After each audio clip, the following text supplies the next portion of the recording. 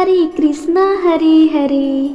प्यारे भक्तों, आज हम सुनेंगे माघ मास की पौराणिक कथा अध्याय 9। तो आइए सुनते हैं। बहुत समय पहले नारद मुनि बोले, हे ब्रह्म महर्षि पुलस्त्य, आपने माघ मास की स्नान, दान और सेवा का जो दिव्य वर्णन किया, उसे सुनकर मेरा हृदय आनंद से भर गया।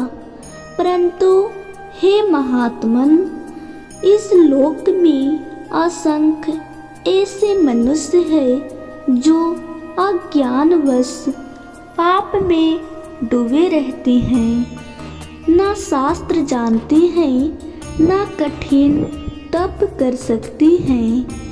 कृपया करके यह बताइए, माघ मास में व्रत, एकादशी, जप और संयम का क्या प्रभाव होता है? क्या साधारण पापी और अज्ञानी मनुष्य भी मोक्ष का अधिकारी बन सकता है? महर्षि पुलस्त्य बोले, हे देवर्षि नारद, तुम्हारा यह प्रश्न समस्त लोकों का कल्याण करने वाला है। सुनो, माघ मास भगवान विष्णु का अत्यंत प्रिय मास है। इस मास में किया गया एक दिन का उपवास, एक माला का जप, एक कथा का श्रवण, एक बार का संयम हजारों वर्षों की कठिन तप के समान फल देता है। इस मास में एकादशी व्रत, मौन, ब्रह्मचर्य, भगवान नाम स्मरण यदि श्रद्धा से किए जाएं, तो स्वयं श्री हरि विष्णु मनुष्य के रक्षक बन जाते हैं।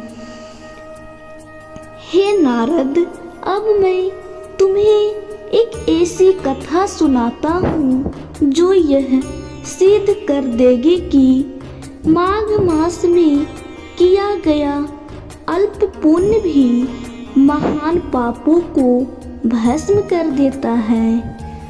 प्राचीन काल की बात है, निषाद देश में हरिदत्त नाम का एक शिकारी रहता था। वह अत्यंत क्रूर था, हिंसा उसका धर्म था। दया और करुणा से उसका कोई नाता ना था। देवता, ब्राह्मण और शास्त्र, इनका वह उपहास करता था। उसका जीवन केवल शिकार, मद, क्रोध और स्वार्थ में बीतता था। हरिदत्त की पत्नी सुमति उसके स्वभाव से बिल्कुल विपरीत थी। सरल, पतिव्रता, धर्मपरायण, भगवान विष्णु की अनन्य भक्त।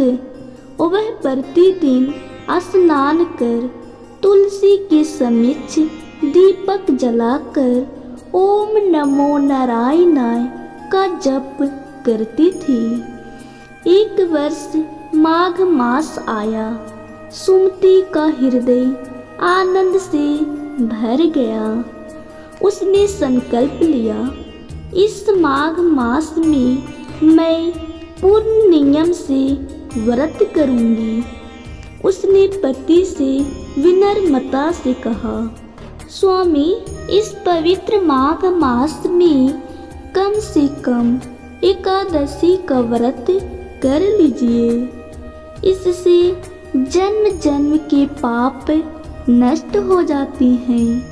हरिदत्त हंस पड़ा, अरे स्त्री, इन व्रतों से क्या होता है? पेट भरना ही जीवन है। परंतु सुमति के शांत और प्रेम पूर्ण वचनों ने उसे विरोध करने से रोक दिया। माघ एकादशी आई। ठंड तीव्र थी, आकाश में तारे चमक रहे थे, वन में सन्नाटा था। हरिदत्त शिकार से लौटा, परंतु उस दिन शिकार नहीं मिला, भोजन भी नहीं था। अज्ञानवश ही सही उसका उपवास हो गया। रात्रि में सुमति भगवान विष्णु की कथा कह रही थी। हरिदत्त लेटा हुआ सुनता रहा। उसके हृदय में पहली बार अद्भुत शांति उत्पन्न हुई।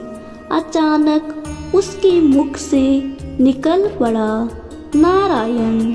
हे नारद, यह नाम ना जानकर लिया गया था, परंतु भगवान का नाम कभी निष्फल नहीं जाता। कुछ समय पश्चात हरिदत्त की मृत्यु हो गई। यमदूत आए, उसे बांधकर ले जाने लगे, पर तभी आकाश से दिन प्रकाश फैला और विष्णु दूत प्रकट हुए। विष्णु दूत बोले, यह मनुष्य माघ मास में एकादशी के दिन उपवास कर चुका है और भगवान का नाम ले चुका है। यह अब हमारा है। यमदूत लज्जित होकर लौट गए। हरिदत्त का पापी शरीर वहीं गिर पड़ा। उसकी आत्मा दिव्य विमान में बैठकर वैकुंठ धाम चली गई। सुमति ने भी जीवन भर माघ व्रत किया और अंत में उसी धाम को प्राप्त हुई। महर्षि पुलस्त्य बोले, हे नारद, जो मनुष्य माघ मास में एकादशी व्रत करता है, भगवान विष्णु का नाम जपता है, कथा सुनता है, संयम रखता है, वह चाहे कितना भी पापी क्यों ना हो, मोक्ष का अधिकारी बन जाता है। माघ एकादशी समस्त पापों का नाश करती है, पुत्र धन यश देती है और अंत में भगवान के धाम की प्राप्ति होती है। जो व्यक्ति माघ मास में इस अध्याय 9 का श्रद्धा से पाठ या श्रवण करता है, उसकी अकाल मृत्यु का भय नहीं रहता।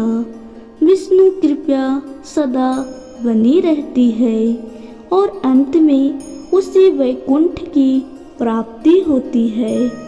इस प्रकार माघ मास का पौराणिक कथा अध्याय 9 समाप्त हुआ। अगर आपको मेरी वीडियो अच्छी लगी हो तो प्लीज़ लाइक, सब्सक्राइब और शेयर ज़रूर कीजिएगा। अब हम मिलते हैं अगली वीडियो में।